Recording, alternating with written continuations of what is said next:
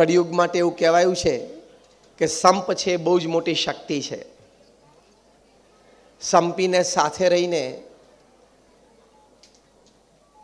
હળીમળીને જે કાર્ય કરીએ એના ફળ બહુ મીઠા હોય છે.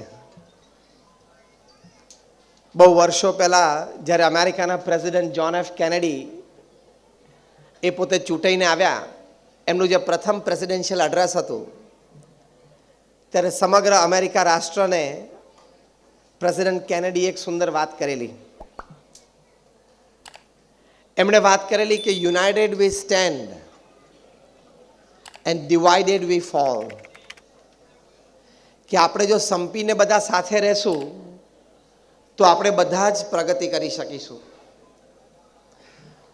પણ જો ઝઘડીને કે મતભેદથી મનભેદ કરીને જો છૂટા પડીશું તો દરેકની પડતી થશે. માટે એમને અમેરિકાને સંદેશ આપ્યો કે આપણે સંપીને સાથે રહેશું. આ સંદેશો દરેક માટે છે. દેશ હોય, કોઈ સમાજ હોય, કોઈ પરિવાર હોય કે આપણું કાર્યક્ષેત્ર, આપણી ઓફિસ હોય, તે ઠેકાણે પણ united we stand and divided we fall. સંપીને સાથે રહીએ તો દરેકની પ્રગતિ અને વિકાસ છે, અને છૂટા પડીએ તો દરેકને નુકસાન છે, દરેકની અધોગતિ છે. આ વાત પૃથ્વી ઉપર સનાતન છે, સિદ્ધાંત છે. આ વાતમાં કોઈ મિનમેક નથી, અને આ સિદ્ધાંત દરેકને લાગુ પડે છે. તો પહેલી અગત્યની વાત છે કે ચેરિટી બિગિન્સ ફ્રોમ હોમ. એટલે કે આપણે સંપની ભાવના આપણા પરિવારમાં ખૂબ સારી રીતે રાખવી જોઈએ. પરિવારમાં આપણે સંપ છે, પણ આપણા ઇમિડિયેટ ફેમિલીમાં છે, આપણા એક્સટેન્ડેડ ફેમિલીમાં હોય તો બધાને સાથે રહ્યાનો આનંદ આવે. એની માટે પહેલો અગત્યનો વિચાર એ છે કે પરિવારમાં આપણે બધા સાથે આવ્યા છીએ, માતા પિતાના રૂપમાં, પતિ પત્નીના રૂપમાં, ભાઈ બહેન, સંતાન, દીકરા દીકરી, જે કંઈ આપણા બધા સંબંધો અને પરિવારજનો છે, તો એ ભગવાનની ઈચ્છાથી અને આશીર્વાદથી આપણે પરિવારમાં બધા સાથે આવ્યા છીએ. એ આ પાયાનો એક સરસ વિચાર આપણે દ્રઢ કરવાનો કે it was not an accident, we came together, it was God's wish. આ કંઈ એક્સિડન્ટ નહોતો. ફેમિલી મેમ્બર્સ તરીકે આપણે સાથે આવ્યા એ ભગવાનની ઈચ્છા અને ભગવાનના આશીર્વાદ છે. તો સાથે આવ્યા તો સાથે રહેવું અને સાથે સાથ નિભાવવો, એક પ્રથમ સારો વિચાર કરવો જોઈએ.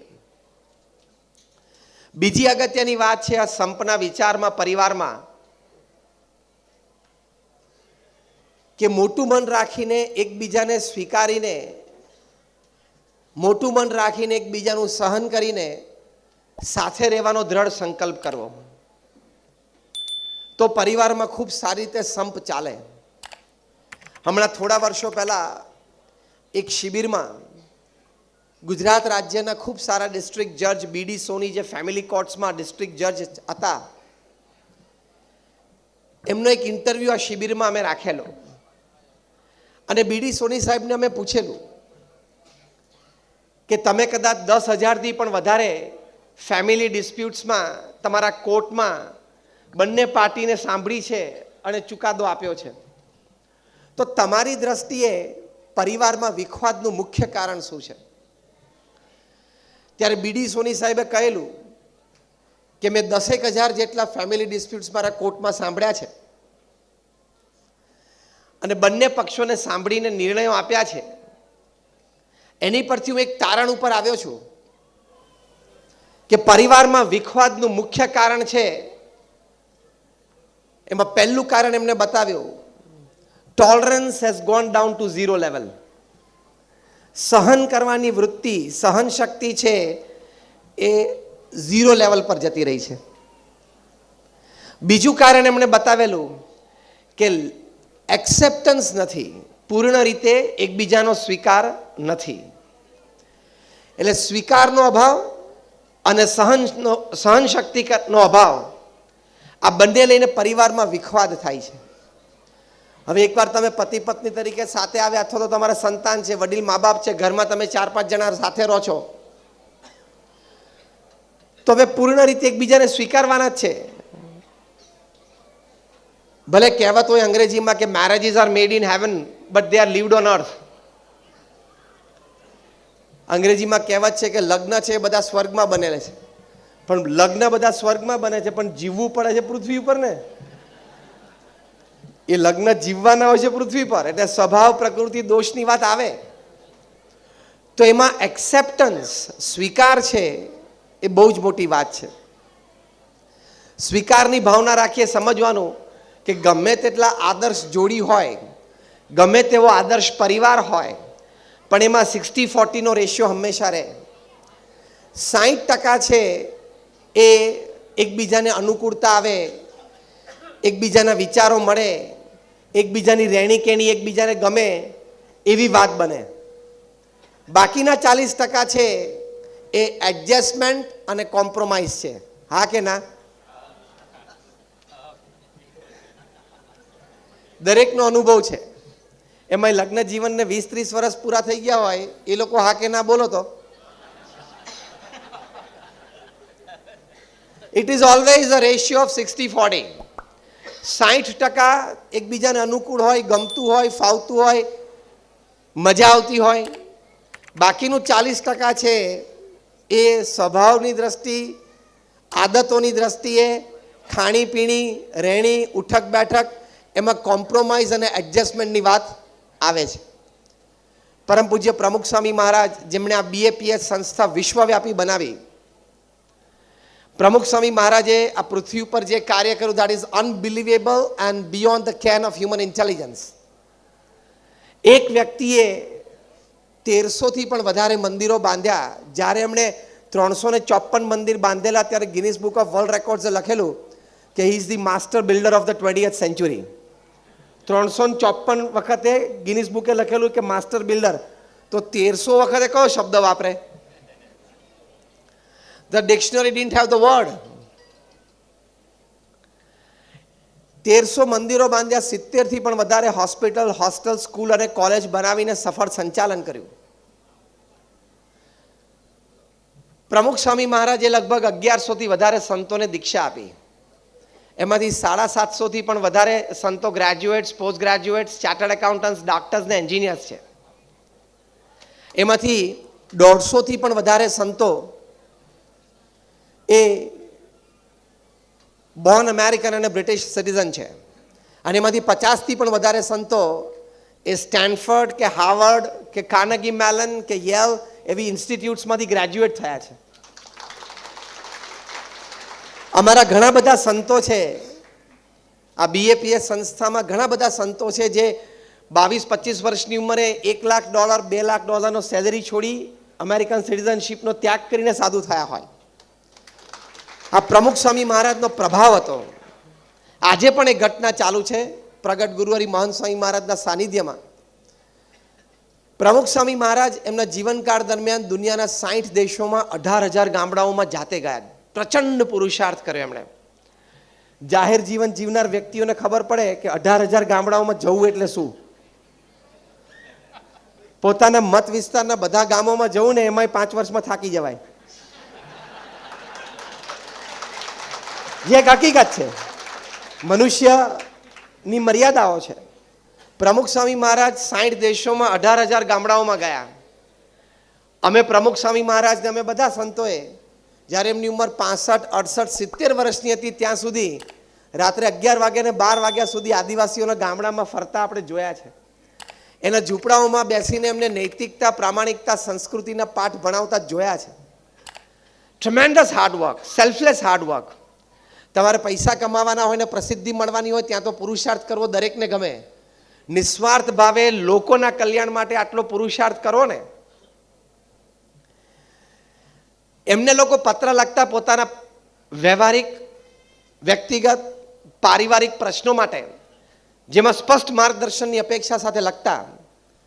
એવા પ્રમુખ સ્વામી મહારાજ એમના 45 વર્ષના ગુરુપદે 7.5 લાખ પત્રો વાંચ્યા અને એનો ઉત્તર આપ્યો. At an unbelievable average of answering 70 letters a day without a Sunday for 45 years. 45 વર્ષ સુધી રોજના 70 પત્રો વાંચીને એનો ઉત્તર આપ્યો. તમે કાલ ઓફિસ જાઓ ને તમારે લંચ પહેલા 10 ઈમેલના જવાબ આપવાના હોય ને તોય તમને એમ થાય કે બરોબર બપોરનો જમવા સુધીનો સમય પૂરો થઈ જશે. હા, પીએ જવાબ આપી દેશે. આ તો પ્રમુખ સ્વામી મહારાજે જાતે જવાબ આપવાનો. પ્રમુખ સ્વામી મહારાજે 3.5 લાખ ઘર, ઓફિસ, ફેક્ટરી કે શોપ્સમાં પધરામણી કરી. 20 લાખથી વધારે વ્યક્તિગત મુલાકાતો આપીને લોકોના જીવનમાં નાના મોટા પ્રશ્નો એનું સમાધાન કરી આપ્યું. પત્ર દ્વારા કે ફોન દ્વારા કે વ્યક્તિગત મુલાકાતમાં લોકો એમને પ્રશ્ન રજૂ કરતા ને ઉત્તર આપતા અને માર્ગદર્શન આપતા એ પ્રમાણે જેમણે કર્યું બૌદ્ધાએ એ બધા જ સુખી થયા. આ બેકગ્રાઉન્ડ પ્રમુખ સ્વામી મહારાજનું આ પ્રસંગે અને આ વિષય અંતર્ગત મેં એટલા માટે આપ્યું કે 8 દાયકાનું જાહેર જીવન પ્રમુખ સ્વામી મહારાજ જીવ્યા.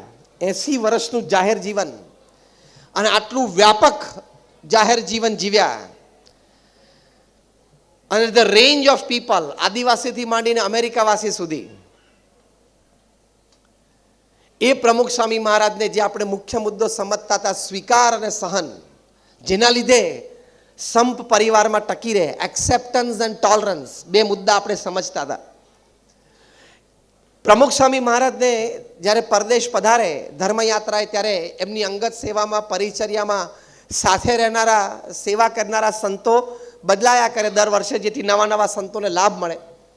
એમાં પ્રમુખ સ્વામી મહારાજને મુંબઈમાં જ્યારે એમનો સ્ટાફ બદલાતો હતો ત્યારે એમને પૂછ્યું કે સ્વામી, તમારી સાથે પરિચર્યાના સેવકો અથવા તો કામ કરનારા એ બદલાય તો તમને ફાવે, તમને અનુકૂળ આવે?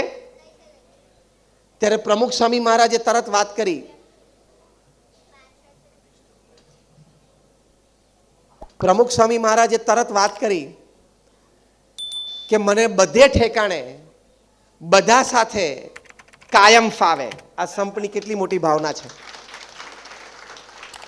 આ વાક્ય આપણે સમજવાનું કે મને બધે ઠેકાણે બધા સાથે કાયમ ફાવે.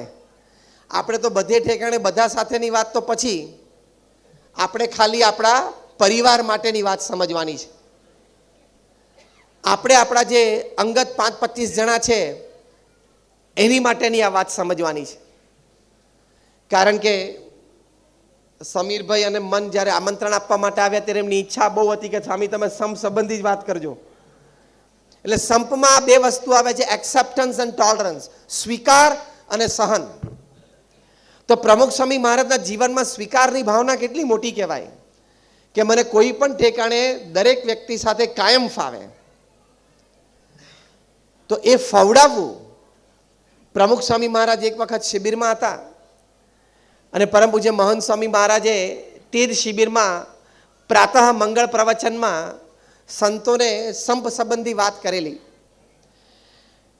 પ્રમુખ સ્વામી મહારાજ જ્યારે એમના દિનચર્યામાંથી પરવારીને ત્યાં સભામાં પધાર્યા ત્યારે પ્રમુખ સ્વામી મહારાજે અમારા એક વડીલ સંત પૂજ્ય નારાયણ મુનિ સ્વામીને કહ્યું કે આજ સવારે શું વાત થઈ?